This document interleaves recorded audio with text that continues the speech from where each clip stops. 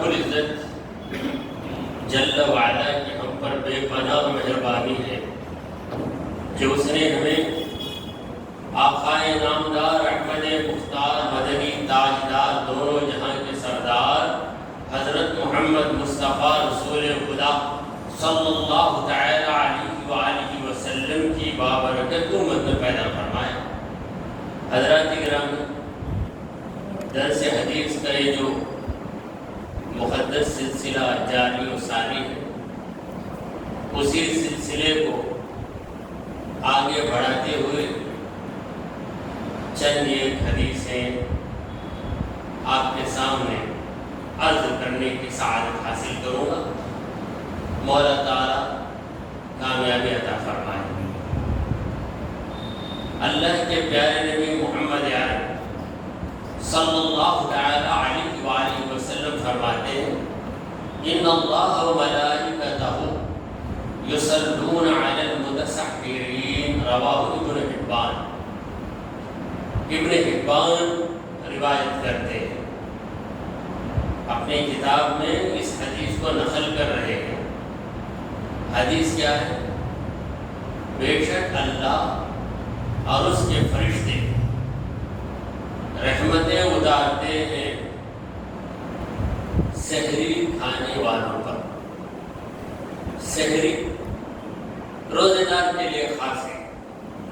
اگر کوئی روزہ نہیں رکھتا مگر 3 بجے اٹھ کے کھا لیا تو وہ کھانا سحری میں شامل نہیں، کیونکہ سحر یا سحری تابع ہے روزے۔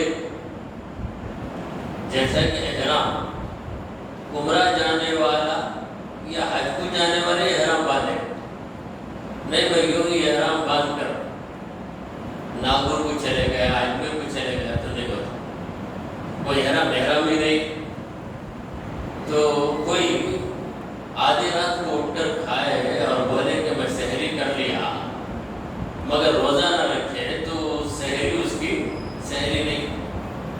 تو سحری یہ کیا ہے؟ ایک مسلمان صبح صادق سے پہلے، صبح صادق شروع ہونے سے کچھ دیر پہلے کھاتا ہے اور اسے اجازت ہے کہ پیٹ بھر کر بھی کھائے تو اس کے کھانے پر اسے اجر ملتا ہے۔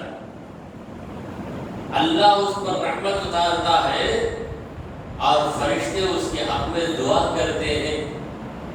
کیوں؟ ویسے تو ہم ہمیشہ کھاتے، ناشتہ، دوپہر، رات، شام کا الگ ہوتا ہے ہمارا بعض لوگوں کا، تو کھانوں پر یہ رحمت نہیں برستی مگر سحری کھانے والے پر خدا کی ایسی رحمت برستی۔ بے شک اللہ اور اس کے فرشتے رحمتیں اتارتے ہیں۔ اللہ تو رحمت اتارنے والا ہی ہے اور فرشتے دعا کرتے ہیں اللہ سے کہ اللہ تیرا بندہ سحری کھا رہا ہے، اس پر تو رحم کر، اس پر تیری رحمتیں اتار۔ تو سحری کو اتنا بڑا درجہ کیوں ملا؟ اس لیے کہ سحری کو روزے سے نسبت ہے۔ روزہ ایک عبادت ہے اور ایسی عبادت جس میں بندہ اللہ کی رضامندی کے لیے حلال چیز کو بھی ترک کر دیتا ہے۔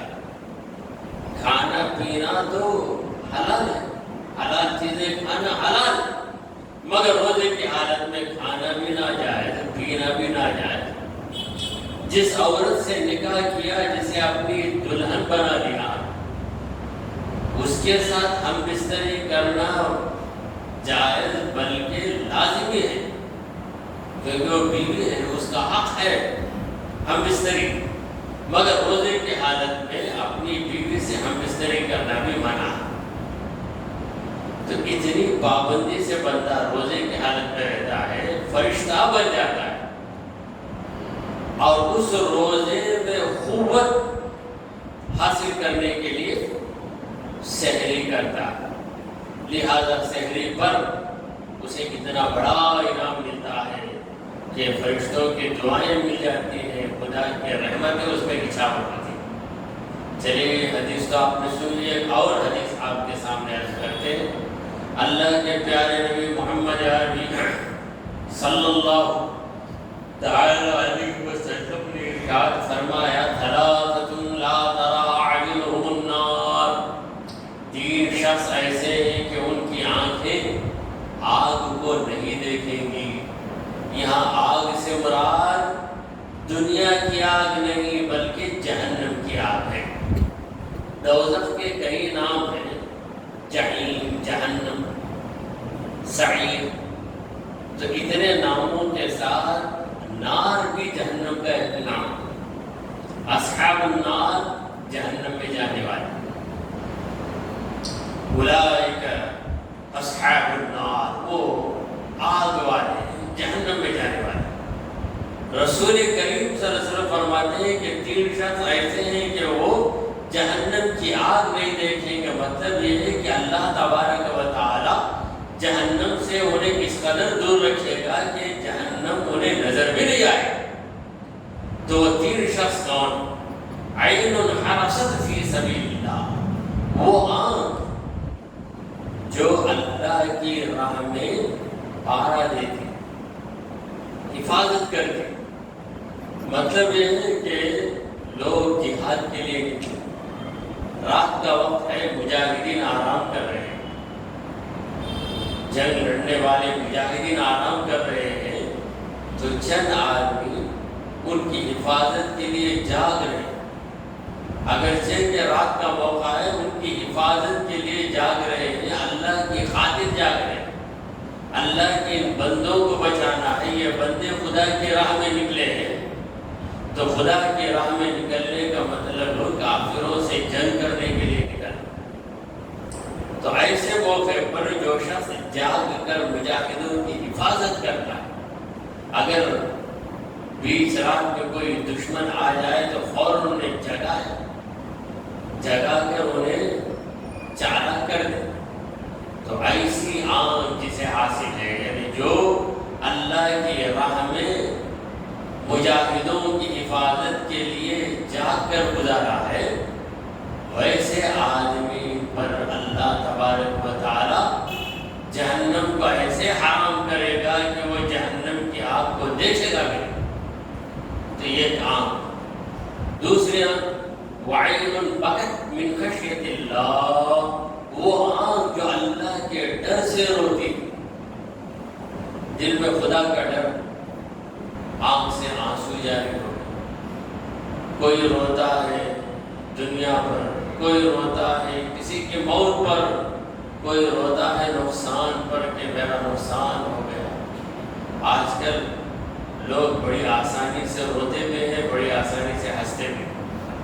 ہنستے اس طرح کہ عجیب معلوم ہوتا، ہاتھ میں موبائل ہے، کان میں دو ویروں کو گھسا لیا،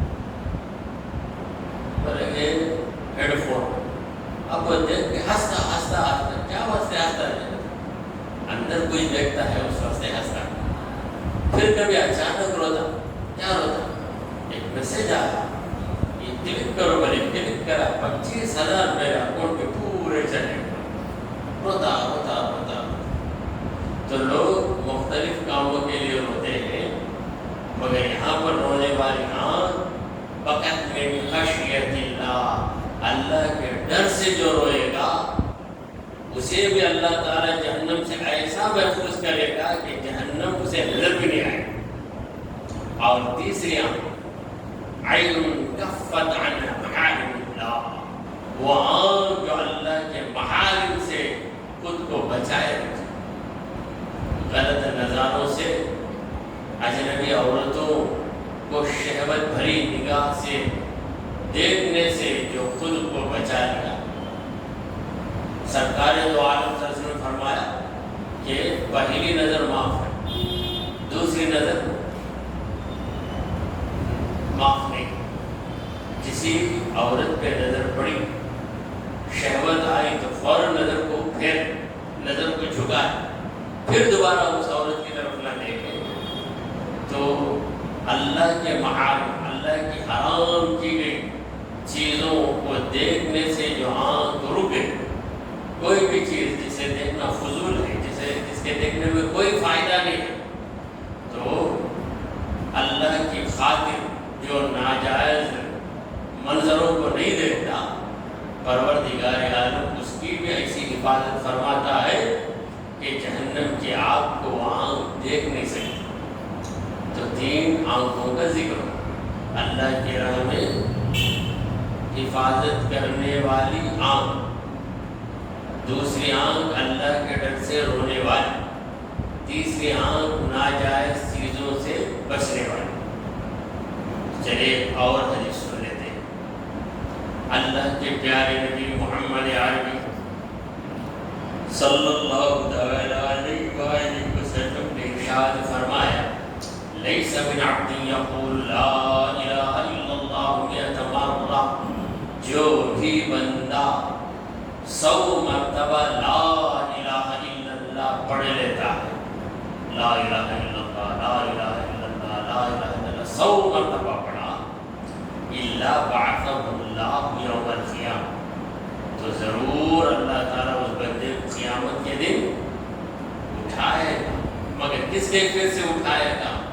وَوَجْهُهُ كَالْقَمَرِ لَيْلَةَ الْبَدْرِ، اس کا چہرہ اتنا چمک رہا ہوگا کہ 14ویں رات کا چاند جیسا چمکتا ہے ویسے چمکے۔ عمل کیا ہے؟ لا الہ الا اللہ 100 بار پڑھیں، 100 بار پڑھنے کے بعد آخر میں محمد رسول اللہ صلی اللہ علیہ وسلم پہ ختم کر دیں۔ تو یہ جو عمل کرے گا 100 بار پڑھنے میں کتنا وقت ہے؟ لا الہ الا اللہ لا الہ الا اللہ لا الہ الا اللہ 5 منٹ زیادہ سے زیادہ لگیں گے۔ تو جو یہ عمل کرتا ہے اللہ تعالیٰ جب اسے اس کی خبر سے باہر کرے گا حشر کے دن، تو ایسے شخص کا چہرہ چمک رہا ہوگا 14ویں رات کی چاند کی طرح۔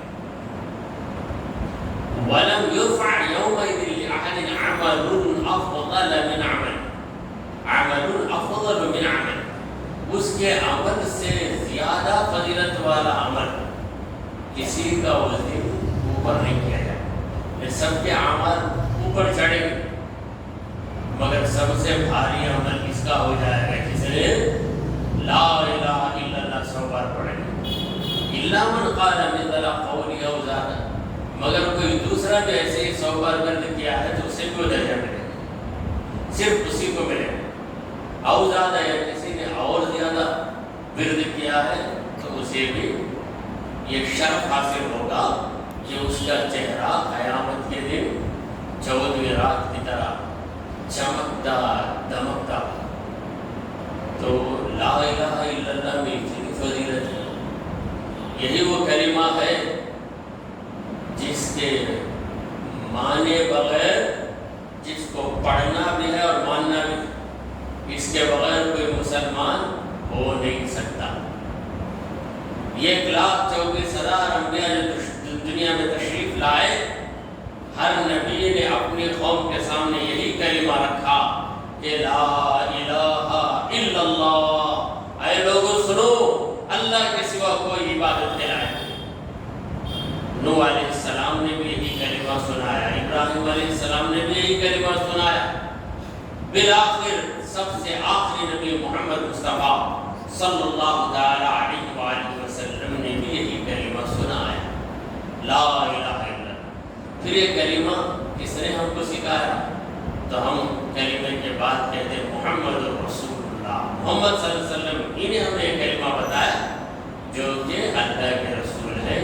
دعا کیجیے کہ پروردگارا، ہم نے جو کچھ کہا اور سنا اسے قبول فرما لے۔ اے اللہ ہمارے گناہوں کو معاف فرما، ہماری خطاؤں کو درگزر کر دے۔